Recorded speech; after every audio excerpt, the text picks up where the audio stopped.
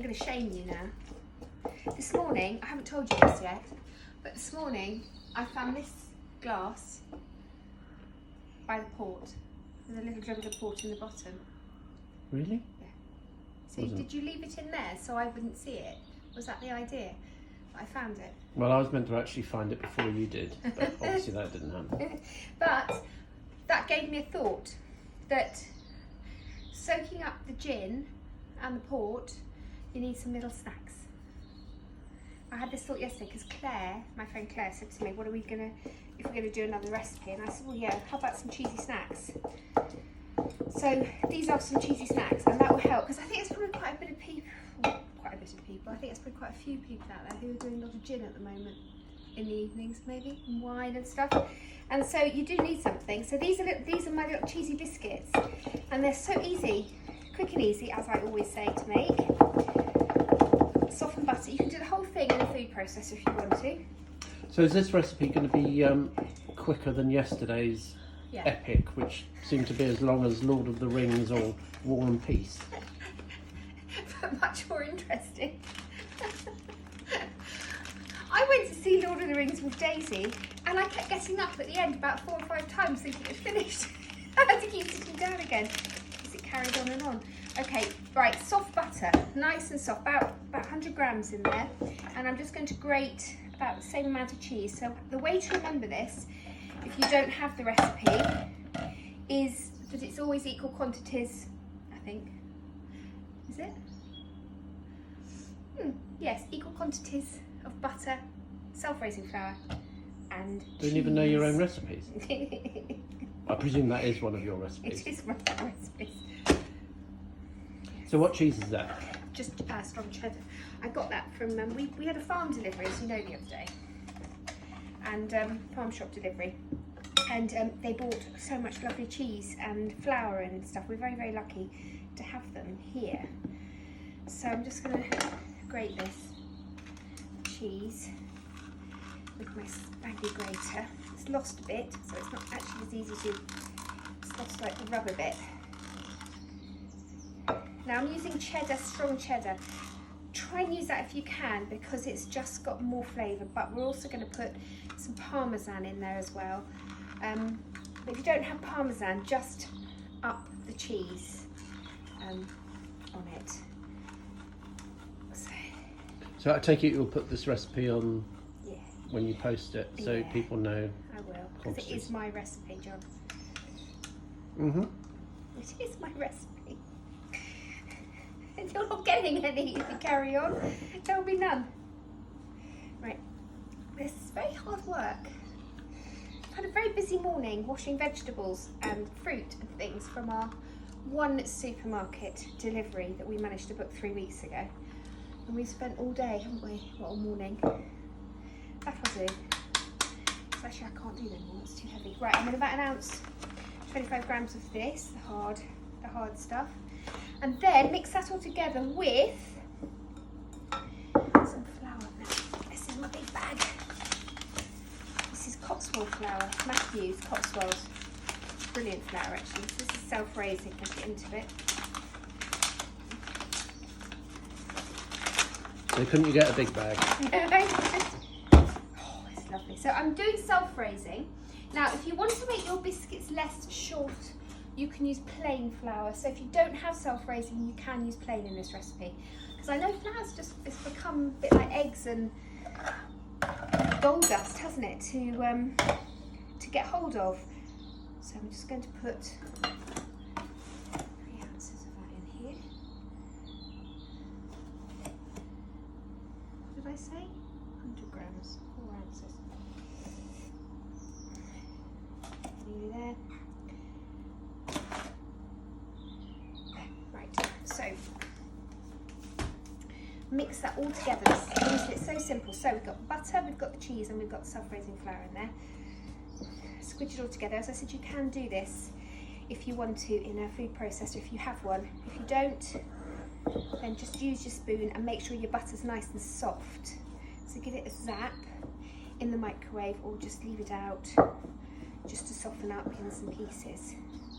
Right, I'm now going to get my hands in to make a mess, get the ring off. Just squidge it all together. Now this is the basis of a pastry I do as well, a cheese pastry for tarts. I do a nettle tart. We've got some nettles at the end of the garden, actually I might use them. That'd be good. I'm sure somebody's got nettles in their garden they'd like to use. Just make sure the cat hasn't weed on it, or the dog, when you use them.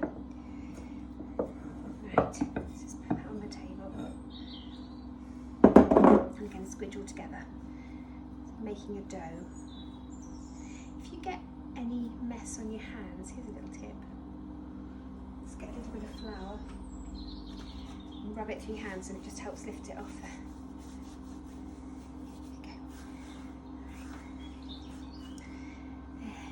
I've had some really lovely messages from people watching these. It's been really lovely, hasn't it? I've also got somebody's asked.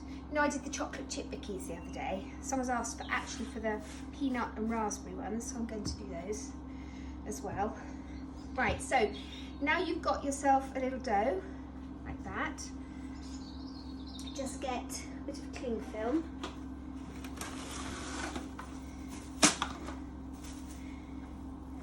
Lay that on the board and just make this a bit more of a cylinder. Squidge it out. So it depends how big you want your cheesy biscuits to be. I kind of think that's about a good mouth size, bite size.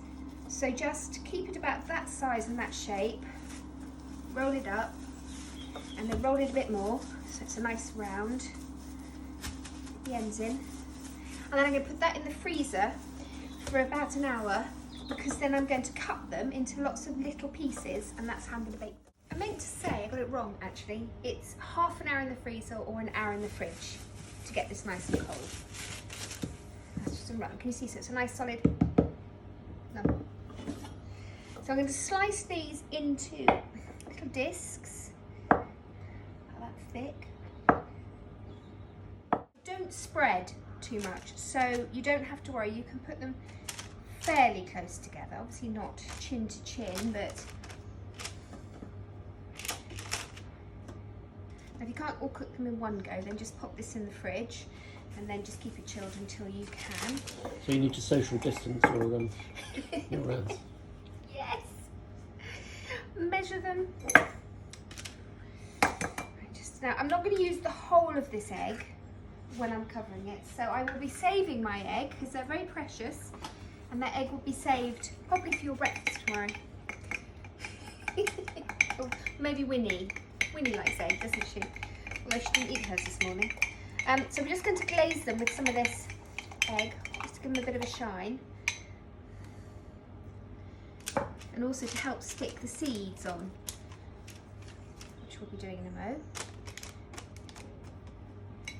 Now, these don't take very long in the oven, about, there's no reading here, about 4 to 5 minutes on about 180 fan.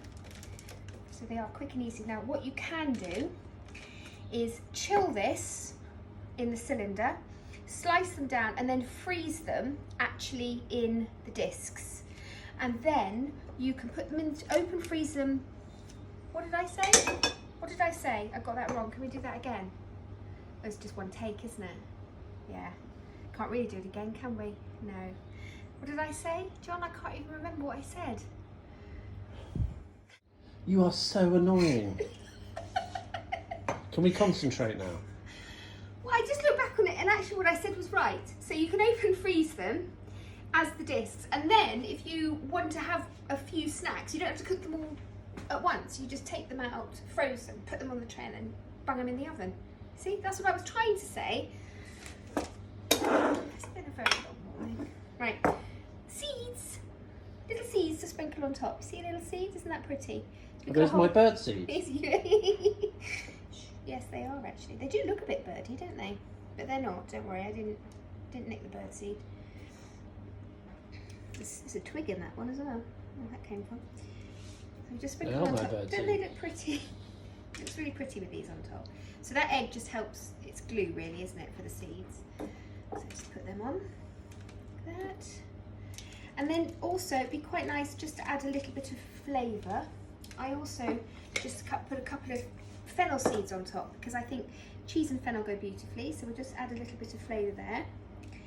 And if you want to as well, you can add a little bit of smoked paprika or cayenne pepper if you haven't got any smoked paprika, and if you haven't got any cayenne pepper, just a bit of black pepper actually would be quite nice. I need a spoonage. I need a knife.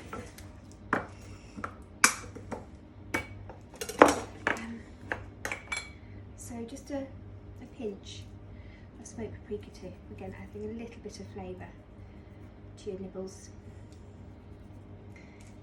And then just put these into the oven and bake them, as I said, 45 minutes at 180. Those look good, Lottie. Thank you. They took a little while longer, these ones, in the oven, because I did cut them a bit thick, but the recipe is right, it's about 45 minutes in the oven. That's the last one. Now don't move them off the baking tray onto the wire rack until they've just had a little time to set up when they come out of the oven. They'll still be a little bit floppy, but they will hold their own.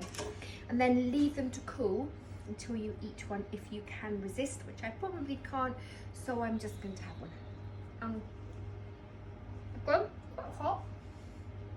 Oh, it's so light and melt in the mouth. All I need now, is it too early for gin and tonic? Yes.